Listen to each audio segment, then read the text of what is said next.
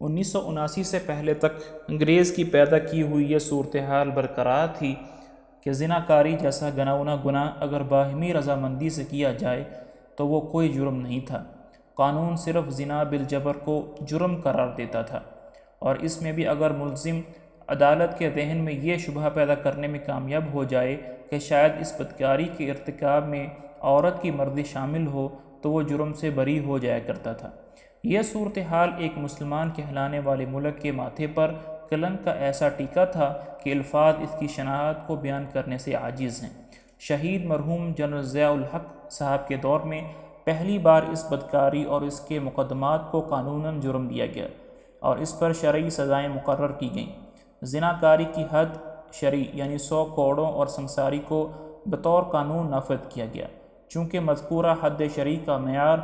ثبوت انتہائی سخت ہے، اس لیے حد تو شاذ و نادر ہی کہیں جاری ہو سکتی ہے، لیکن قانون میں جہاں حد کی شرائط پوری نہ ہوتی ہوں وہاں سخت تعزیری سزائیں مقرر کی گئیں جن پر اب عدالتیں عمل کر رہی ہیں۔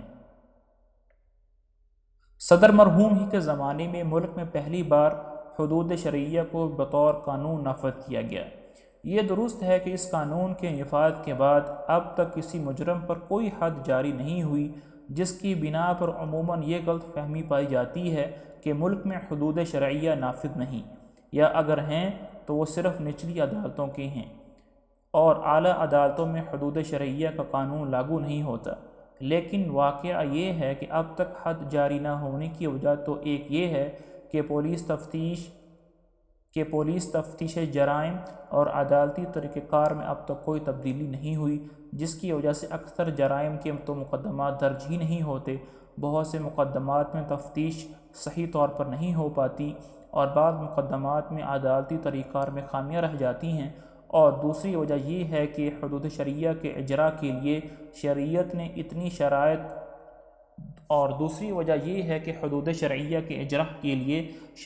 شرائط اتنی کڑی مقرر کی ہیں کہ وہ 99% مقدمات میں پوری نہیں ہوتی۔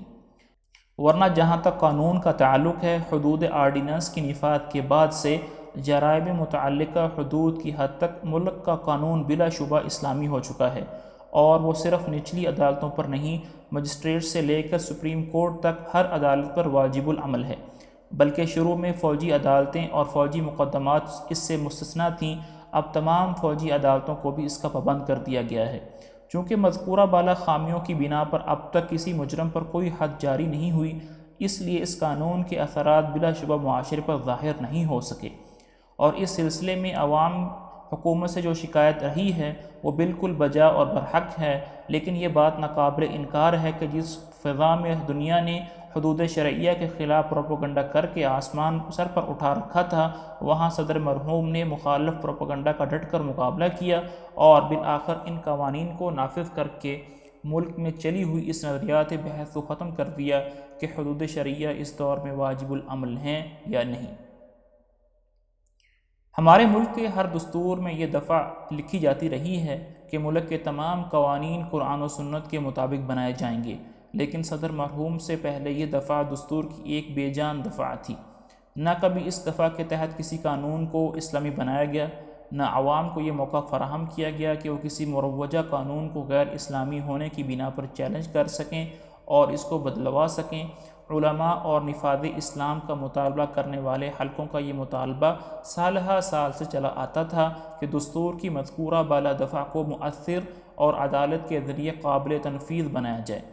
اور اس ملک کے عوام کو یہ حق دیا جائے کہ وہ غیر اسلامی قوانین کو اعلیٰ عدالتوں میں چیلنج کر کے اس طرح بدلوا سکیں جیسے بنیادی حقوق کے خلاف قوانین کو بدلوا سکتے ہیں۔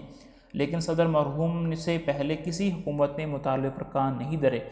یہ اعزاز سب سے پہلے صدر ضیاء الحق شہید کو حاصل ہوا کہ انہوں نے غیر اسلامی قوانین کو عدلیہ میں چیلنج کرنے کا راستہ پیدا کیا، اور اس غرض کے لیے وفاقی شرعی عدالت اور سپریم کورٹ میں شریعت ایپلٹ بینچ قائم کیا۔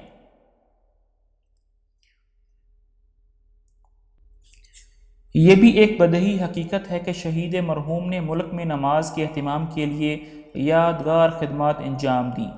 ان سے پہلے نمازی لوگوں کے لیے بھی اپنی دفتری مجبوریوں کے تحت نماز کے وقت نماز باجماعت ادا کرنا سخت دشوار تھا۔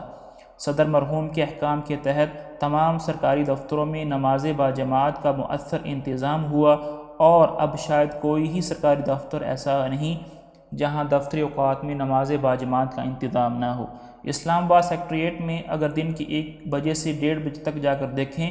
تو واقعتاً ایسا محسوس ہونے لگے گا کہ ایک مسلمان ملک کا سیکریٹریٹ ہے۔ تقریباً ہر عمارت اور ہر بلاک میں نماز باجماعت کے روح پرور مناظر نظر آتے ہیں۔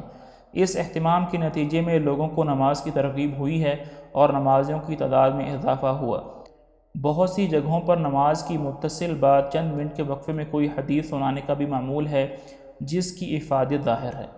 سرکاری دفتر کے علاوہ سرکاری تقریبوں اور اجتماعات کے نظام الاوقات میں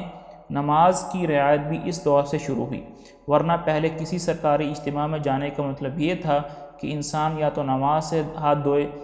ورنہ اس فریضے کی ادائیگی کے لیے سخت مشکلات کا شکار ہو۔ ملک بھر کے تمام ہوائی اڈوں، ریلوے اسٹیشنوں اور دوسرے عوامی مقامات پر بھی نماز اور وضو کے عمدہ انتظامات بھی اس زمانے میں ہوئے، جنہوں نے نماز کی اہمیت کی عام فضا پیدا کی، اور اس میں صدر مرحوم ہی کی ذاتی دلچسپی کو دخل ہے۔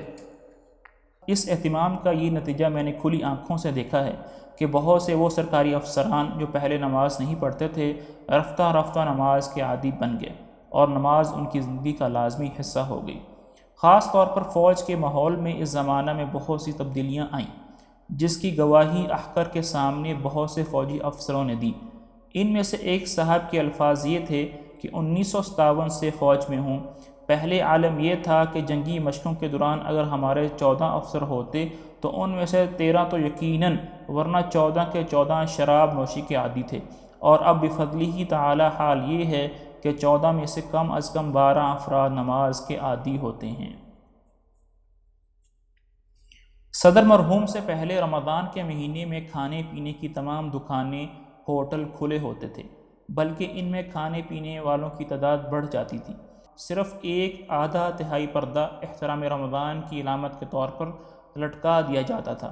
صدر مرحوم نے پہلی بار یہ حکم جاری کیا کہ رمضان میں دن کے وقت ہوٹل، ریستوران اور کھانے پینے کی تمام دکانیں بالکلیہ بند رہیں گی۔ چنانچہ 11 سال سے اس پر عمل ہو رہا ہے، اور اب محسوس ہونے لگا ہے کہ رمضان کا مہینہ کسی اسلامی ملک میں آیا ہے۔